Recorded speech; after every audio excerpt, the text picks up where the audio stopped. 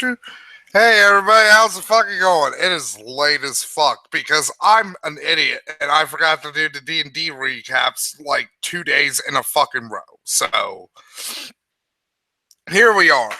Very public spanking D&D recap. First one in fucking 2 months. I don't know.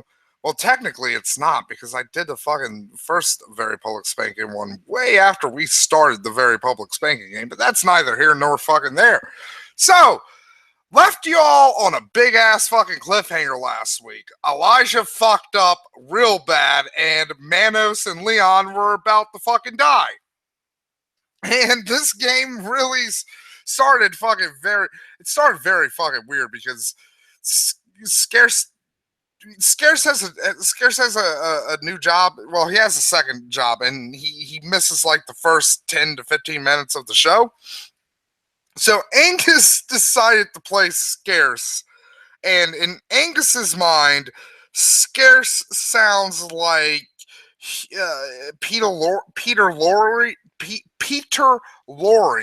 you know, the little fucking skeevy guy from Casablanca and a lot of classic black and white movies. You know, he's like, yes.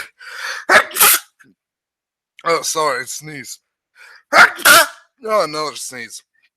Oh, I got snot in my hand. 1 second. Oh. Yeah, so, yeah, he was... I did not like Angus's impersonation of Scarce. I must confess it creeped me out. So I proceeded to try to stall until Scarce showed up, and it worked. Thank Christ did it fucking work. So... the game started with Scarce basically running to the squirrels and telling the squirrels, like, you know, hey, shit's gone tits up, blah, blah, blah. The squirrels actually get all fucking lippy. Little fucking squirrel. I'm gonna murder. I swear to fucking Christ, I'm gonna end up murdering the squirrels at one point eventually. So yes, Scarce rounds up the troops and proceeds to the camp. Meanwhile, fucking Manos and Leon have been crucified, and the female bandit leader is about to shove very hot metal things up their dicks. It's not going to be very pleasant for them. Luckily, Elijah shows up at this point, and he proceeds to pray to Brandon, much like Conan prays to Crom. I was holding that shit in for like 2. Not lying.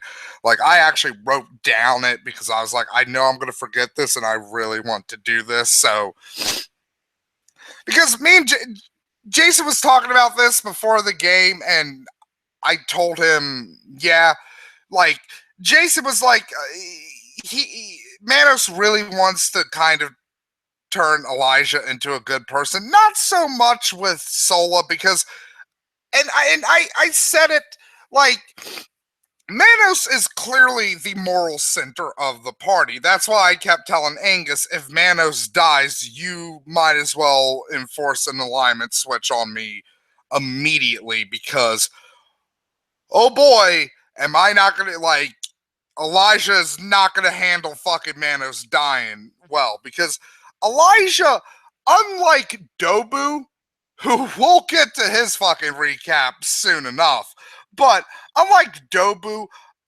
there is a modicum level of a good person inside of Elijah. Like, Dobu is just like, there is no good, like, I'll say it, there's no decent person in Dobu whatsoever. He will betray anybody.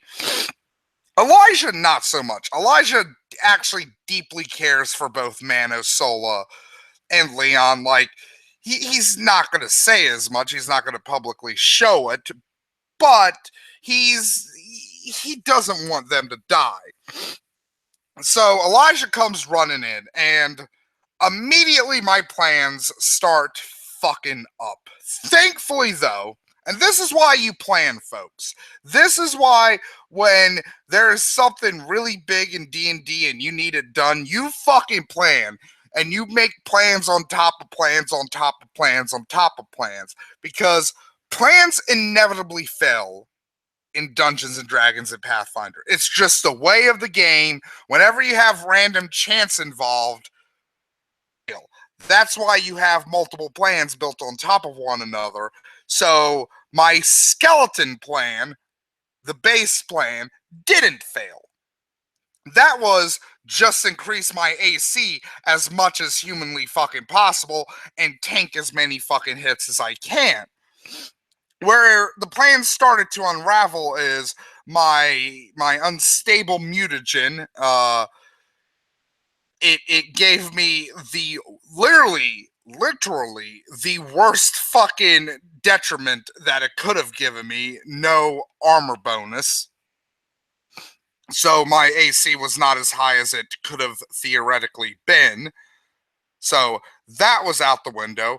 Also, eventually, I missed a called shot arm, and I also whiffed my poison. So those were 3 plans out the window.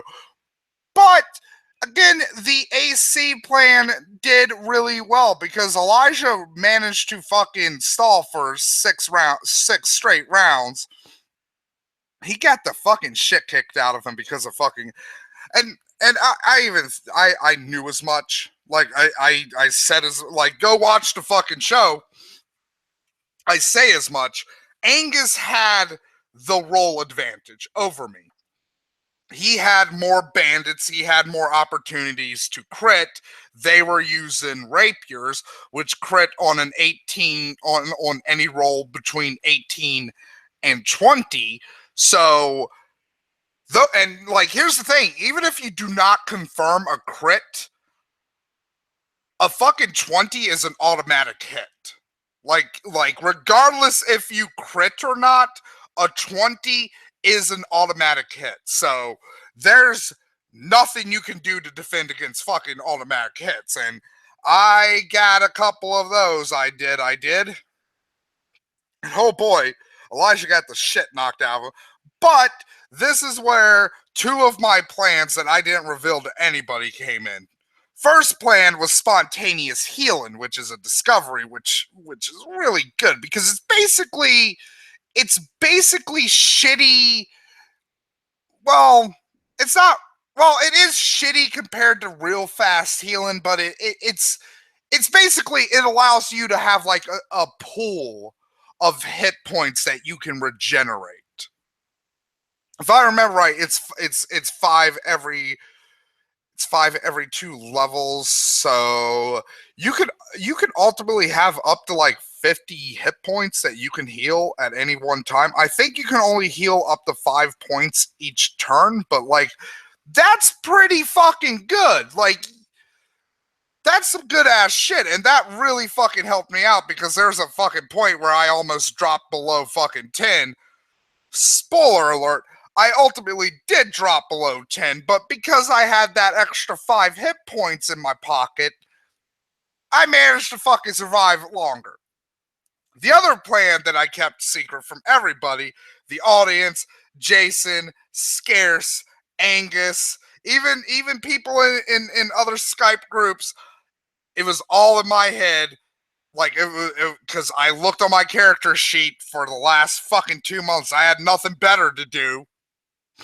I just kept looking on my character sheet for things that I had, things I could use, and one item kept sticking out: Alchemist Fire. And I'm going to say this, at first, my main plan was to try to get the bandit leader into one-on-one combat because, that's only one-on-one combat. There's only going to be one set of dice Angus is fucking rolling in there. Less chance of getting hit by a crit.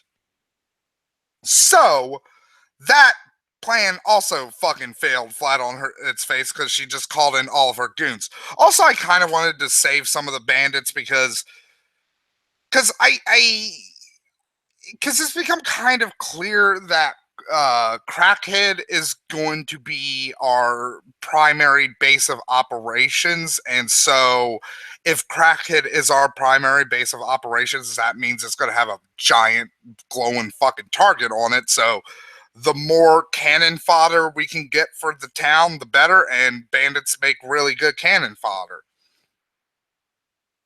But, who cares? We killed them all. Like, Scarce is the definite MVP of this adventure, because holy shit, when he came fucking rolling in, because it's funny too, because not Angus, Jason, because he's not too familiar with 3rd edition and by extension Pathfinder Dungeons and Dragons. He's more familiar with 2nd and 1st edition. He was a bit worried about Sola in terms of how strong Sola is compared to Jason, to Manos and Elijah. And I was like, oh, don't worry. Don't worry about how fucking weak Sola is right now, because that's the whole point of playing a spellcaster in Pathfinder and 3rd edition Dungeons and Dragons. Spellcasters start off really fucking weak, and then around 3rd level they become death incarnate, and that's what happened here. Sola burned so many fucking people to death, so many. He disintegrated fucking one. He also killed one of the squirrels, but like, I don't fucking give a shit. Fuck the squirrels, like, the assholes. So yeah, like, Sola definitely. Manos also had some action, because one of the bandits that Sola did almost burn to death was the Bandit Queen. He managed to, well, technically, I burned off all of her clothes because of the alchemist fire. Sola just burned her even fucking more, and then finally Manos, because this is totally what a lawful good character would do. This is what a lawful good paladin would do.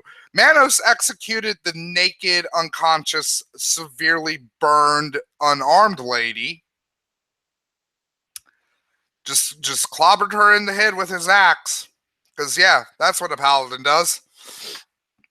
So yeah, we have defeated the bandits, and probably there was I'm going to go out on a limb. Probably there's a more efficient, better way to do that, but where's the fun in that? You might be thinking I'm gearing up to end this video, but oh no, we actually only did that for 3 hours in game. So we actually had an entire hour left, which we spent most of it just bickering about which way to fucking go. And then we fought an assassin vine, which pretty fun fight there. Manos almost got choked to death, but Leon was actually the fucking MVP of that fight, because he actually it was like Squirrel Girl when she fights Deadpool. Like, Leon was just doing so much chip damage to the assassin vine, it just eventually fell. And Sola too, because Sola had magic missile, and he was just pew pew pew pew pew pew pew pew pew pew, just shooting that motherfucker. And we also figured out which way to go, and we managed to. Oh yeah, there's a Sphinx. There's a Sphinx. We didn't fight her. She said some riddles. I personally don't care about riddles. Like, fuck Sphinxes, like, with their weird fucking women boobs and faces. Like, what's the deal with that shit? Like, how do Sphinxes even put on hats and bras and shit? Like, they got lion paws. You can't put a fucking bra on with fucking lion paws. It's bullshit. I'll be honest, I personally don't trust what she fucking told us, but we ain't got nothing better to do. We ain't got any better leads to go off of. So basically, we answered her riddle. She didn't murder us, and she told us where the tower is, and that's where we ended. So overall, very, very, very, very, very, I can't think of the word I want to say right now, so I'm just going to repeat very until it pops into my head. Very, very, very, very productive. That's the word. Very productive game this week on the Very Public Spanking D&D game session. Will the party in Xavier game, though, will they be as productive this week? Kinda, but you'll have to wait until next time to hear that epic adventure. So see you then. Bye-bye.